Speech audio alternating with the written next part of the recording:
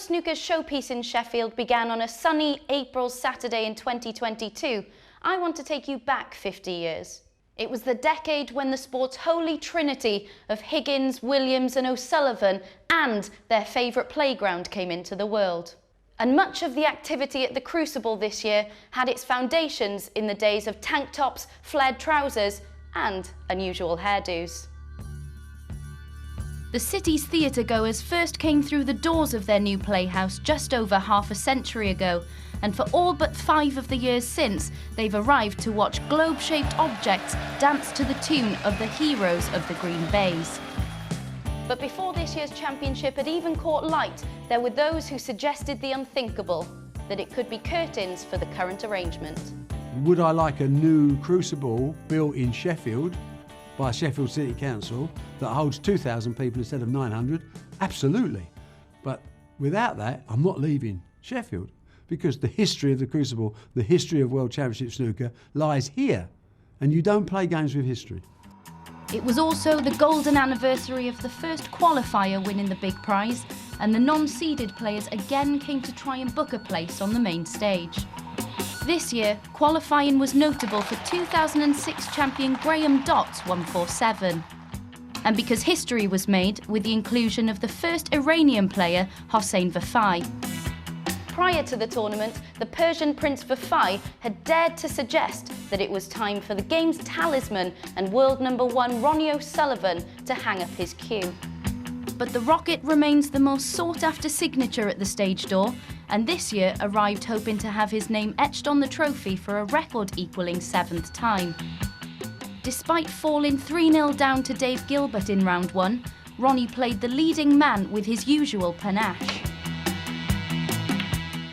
Can you get it safe? Can you pot it? Can you pot it? Unbelievable!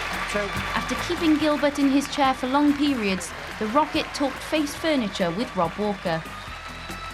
These are actually headphones, so I could actually take some phone calls, listen to my music now. You need to get a set of these, Rob. Ronnie had suggested there would be carnage for the seeds after the draw, but the first round didn't quite deliver the predicted mayhem. All aboard for Night Train! Mark Selby had got us underway. Isn't it great to be back here at the Crucible Theatre? The defending champion stood firm and became the first player through to the last 16. While Mark Williams looked imperious as he romped past Welsh compatriot Michael White. Oh my goodness me. The first round's biggest surprise came when 9th seed Barry Hawkins was downed by the interestingly coiffured Action Jackson Page, who sat 81 places beneath the Hawk in the world's pecking order. Action finished with a tribute act to his mate and mentor Williams, who he would face in round 2. It's not like a friend, it's more like a son, you know, and it's going to be difficult for me, but I don't like losing to anybody, but if I am going to lose to anyone here, then it would be him, no question. Other first round highlights included Anthony McGill being spooked by the PA system. And Stephen Maguire and Sean Murphy playing an epic 14th frame, described by Ken Doherty as crazy. I have never seen a frame like it. And after the balls had played mischief, it was qualifier Maguire who eventually prevailed. Naughty schoolboys Mark Allen and Scott Donaldson were caught giggling before the pistol sent Donaldson packing. As for the Persian Prince, he had the rug pulled from under his feet by Judd Trump. We can also thank the 1970s for the annual music montage. Snooker just wouldn't be snooker without it.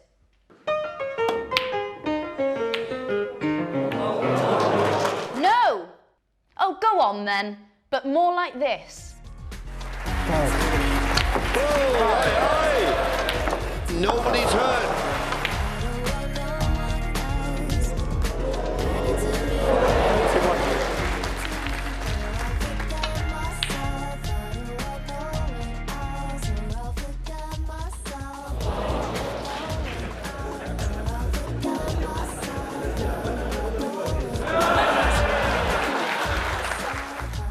He's potting the black. Come on now. Bow.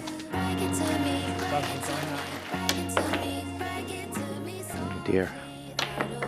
So, hello, where's the balls gone? Foul. There's Neil, still in one piece.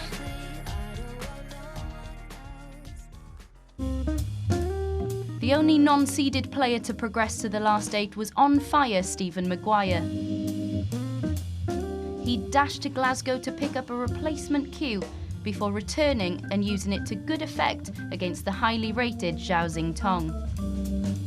In match 18, Teacher Williams gave pupil Page a 13-3 caning as the thrice-time champion racked up 10 tons in his first 2 matches. Look at that. There is absolutely nothing safe on that snooker table. Another of the class of '92 passing all his exams was John Higgins, who saw off the challenge of Noppon Seinkam on day 10. 25. Very, very nice. There must have been something in the stars on Monday the 25th. Noppon, Kyron Wilson, He's overcut it. and Stuart Bingham all made valiant attempts at a maximum clearance during the afternoon.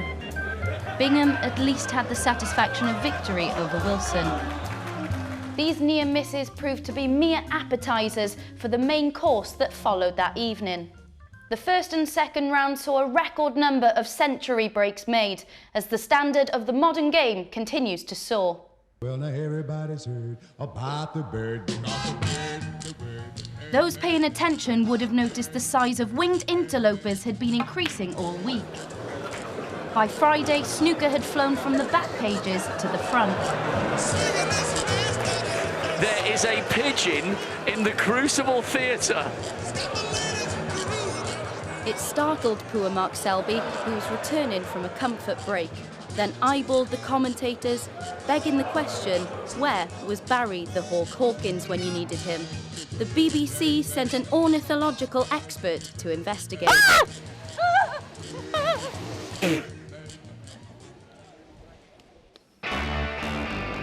After his run-in with the bird, Selby was less bothered by the spider in frame 18 of his match with Yan Bingtao. Well, that was absolutely wonderful. The penultimate frame lasted 85 minutes. Mark's going for a comfort break and Yan Bingtao said, I'll come with you. This has now become the longest frame in Crucible history. Yan put it to bed on the black, went on to win 13-10, and the champion was out. Trump versus McGill was a slow burner. Judd was finding his form and reached the quarter-finals for the 9th time. It's nice to be feeling sort of better and more positive as the tournament goes on. The pair had been behind the curtain when the highlight of the evening took place, but whose mysterious hand were they shaking? Why, it was Neil Robertson's, of course. Robbo had become only the 8th man to pot 15 reds and 15 blacks, plus all the colours at the Crucible.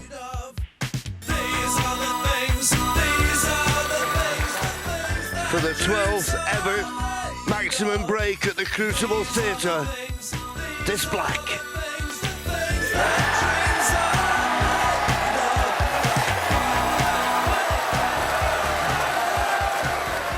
I think to make a 147 when it really matters, in the heat of battle, it was a fantastic moment for me. The crowd was incredible, and then having my mum up there as well was great.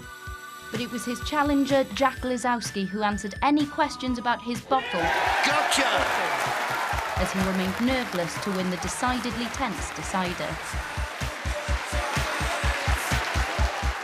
Just an incredible game, It had the decider, had maximum, had centuries, had some great long pots, and we're just waffling now. Finally, O'Sullivan hit exactly 100 to finish off Mark Allen.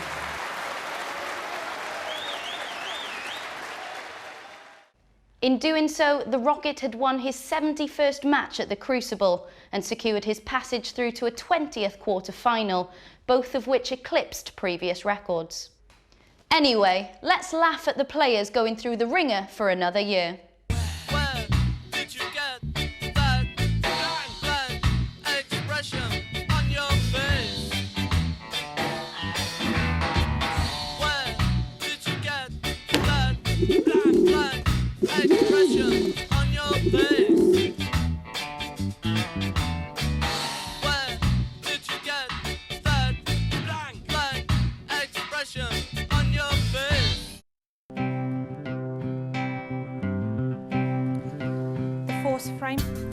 Williams and Jan auditioned for Strictly in the first session of their quarter-final,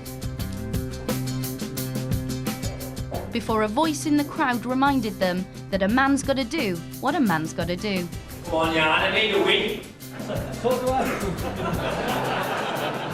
Williams sympathised and kept the audience cross-legged while he sorted himself out. On his return, Mark hit a 1-3-5 and then took 3 frames on the spin. Unbelievable shot. To become the oldest semi-finalist since Ray Reardon in 1985. Judd Trump was a right card in the 15th frame of his match with Stuart Bingham, showing impudence in spades as he pranked poor referee Ben Williams.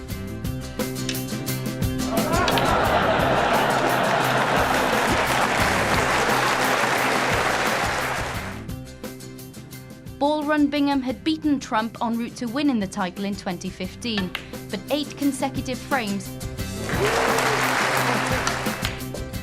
including an outrageous fluke, gave the ace a place in the last 4. Never in doubt. On the other side of the draw, Lisowski played a second decider in 3 days, this time against his idol, John Higgins. It was a frame too far for Jack, who made a mess of a straightforward red.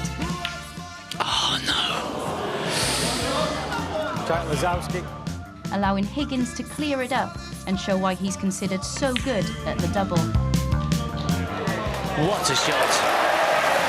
72. Ronnie O'Sullivan hadn't been beaten by Stephen Maguire for 10 years. That run never looked like ending, despite On Fire getting all his ducks in a row. But those with tickets for the final session saw only 20 minutes of action after Ronnie had pulled out pots like only he can, as he homed in on a record 13th semi-final. What a pot! So for the first time at the Crucible, all 4 semi-finalists were former winners. They also had an average age of 43, as our 3 children of the 70s swept aside their youthful opponents.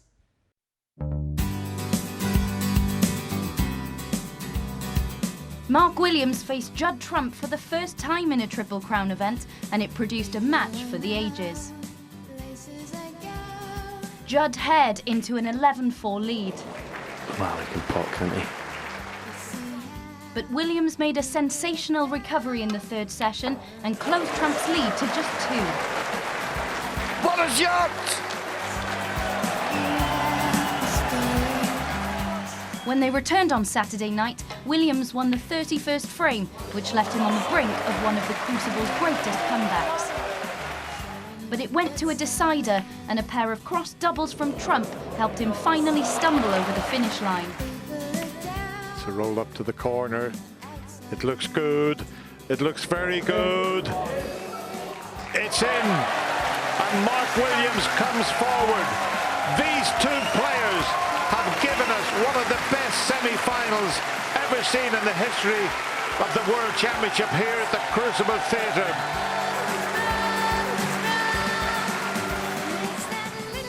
An impossible act to follow, but Ronnie O'Sullivan's match with John Higgins provided the most dramatic of frames.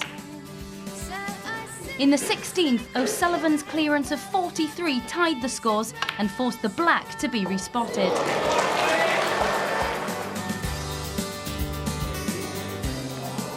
Ronnie then sunk it to snatch the frame. It's there. Ronnie O'Sullivan has done almost the impossible in this frame. Higgins never really recovered, and the following day, his frustration began to show. Ronnie ran out the victor 17-11, making him the oldest finalist for 40 years.